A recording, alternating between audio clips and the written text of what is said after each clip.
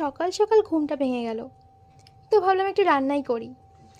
তো ভাতটা কড়াই ছিল, মোচাটা জাস্ট বানিয়েছি, বিট গাজরের সবজিটা বানিয়েছি, ফুলকপি আলুটাও করে নিয়েছিল, আর মাটনটা জাস্ট বানালাম এখনই, ভিডিওতে একটুখানি দেয়া আছে।